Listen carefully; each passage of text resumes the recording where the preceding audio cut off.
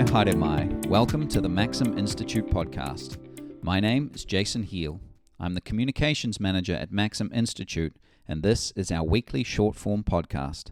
These podcasts are released in tandem with our weekly column and are a chance for you to hear in-depth from the column's author about some of the thinking that went into producing their final piece.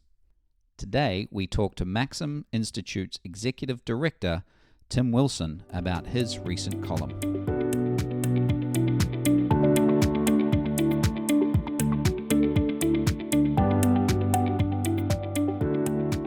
Anger is the cake of the internet. No thanks, I'm fat enough already. Tim, that's the title of your latest column. It's good to have you on the podcast. Can you maybe expand on what you mean by anger is the cake of the internet?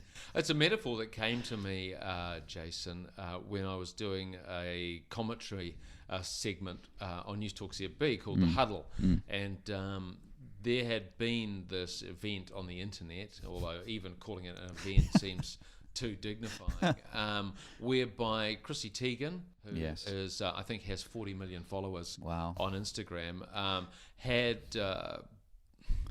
people seem to believe that she had obtained a look and feel of a product that was originally made by a New Zealand baker called the Caker. Okay. So, but the inconvenient part of this was that the Caker and Chrissy Teigen had actually already collaborated. And people were like, oh, you took her stuff. Yeah, That's so mean. they collaborated, Yeah. and then conveniently or inconveniently, a couple of weeks later, she came out with her own product. Yeah, or that her was, organisation. Yeah, with very similar, and it and all blew up. Well, it's that, and I'm sure you've seen this yourself in your own internet experiences, which is someone you half know, something to someone you don't know, and the bile. There was a tsunami of bile. This, and so that's why I was like, well, anger is the cake of the internet. Cake's supposed to be a treat. Yeah. I make this point in the column. That,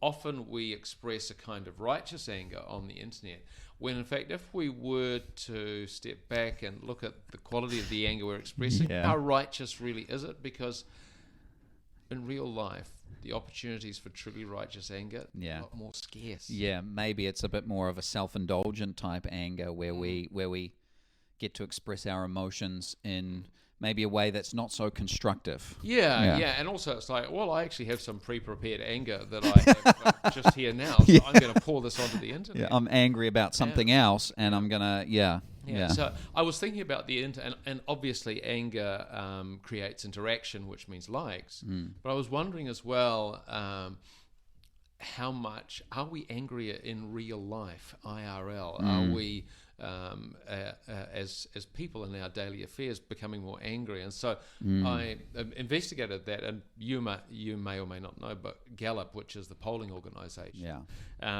they do surveys of emotions within 21 countries each year. And the latest data show that negative feelings, which includes anger, are at a 16-year high globally. Wow. So we are feeling more negative than we have for a long time. And more angry. Yeah, more angry. Yeah. My goodness. Okay, so we're feeling angry. We think it's righteous, but more often than not, it's not really. And we maybe express it in destructive ways. What's a way that we can express it or deal with it constructively then?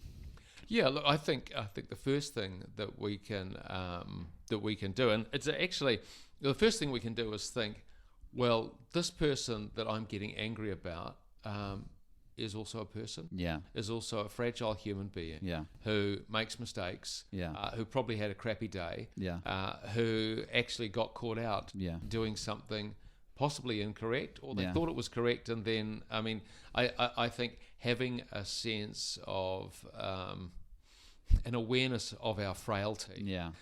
Seeing the person behind the pixels in a way. Correct. Behind the pixels. I think that's good. I mean, and maybe when you go to type, it's like, think about what that person ate for breakfast this morning. Because that can sort of humanize people.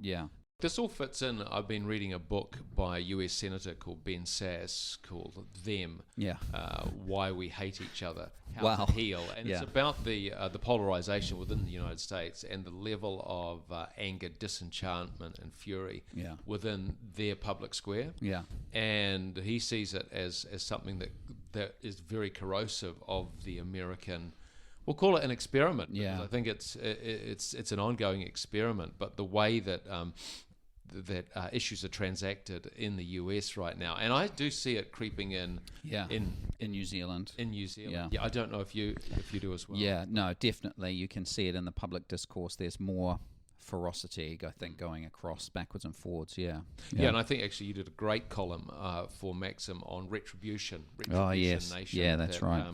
That touches on that. But Ben Sasse makes a great quote. He says, "People will inevitably battle. The challenge is how to successfully channel these conflicts into words rather than swords." And also, I add words that aren't swords.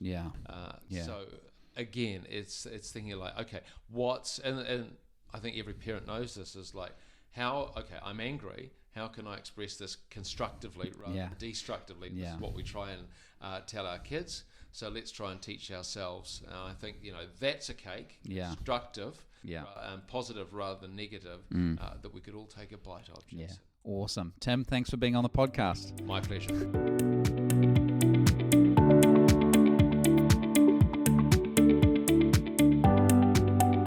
Now let's hear from Tim as he reads his column.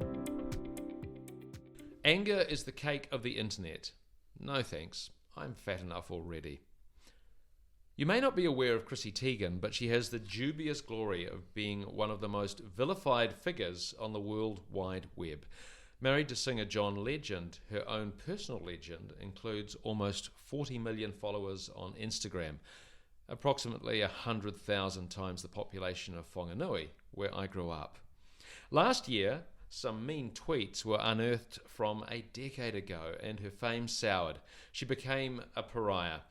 To be fair, wishing someone dead will hardly add to any conversation.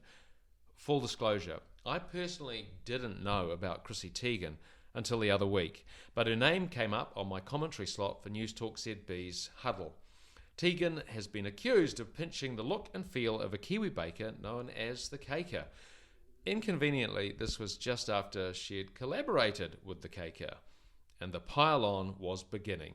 Host Heather Duplessis-Allen wondered if it was justified. "Anger is the cake of the internet," I responded. "I don't want another slice." I meant that righteous fury, which experience suggests is an exceedingly rare trait, is becoming far too common. Consider your own internet experiences. Someone you half know disagrees with someone you don't know. Person X posts, Y agrees, Z disagrees, bile flows. I should have added to the cake comment, "I'm fat enough already, we all are," meaning that opportunities for anger, righteous or not, already abound in the public square. Too many of us are behaving like we're at an all-you-can-eat buffet. In fact, this trough is a business model. A Yale University study published in Science Advances depicts how online networks encourage us to express more moral outrage over time. Why? Because expressing fury online gets more likes than other interactions.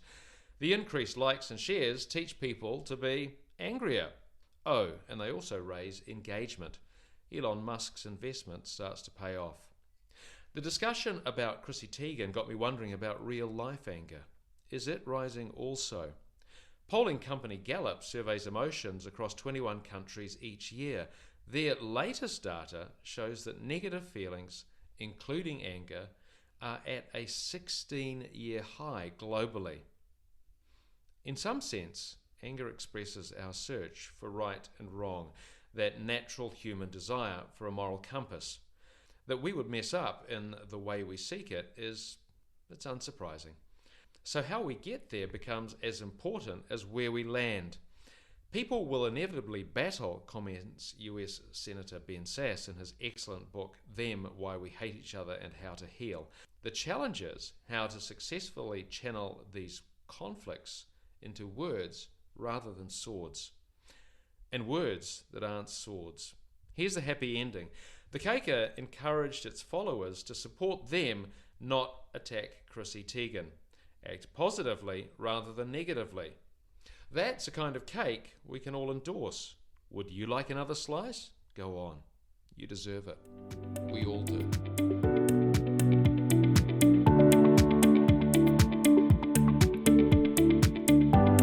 Thanks for listening to the Maxim Institute podcast. If you'd like to hear more from us and keep up with the rest of our research and analysis of politics and policy in New Zealand, you can sign up on the homepage of our website to get our monthly forum email and invitations to future Maxim Institute events. You can search and subscribe to us on Apple Podcasts, Stitcher, or wherever you get your podcasts. From the team at Maxim, mā te wā, goodbye for now.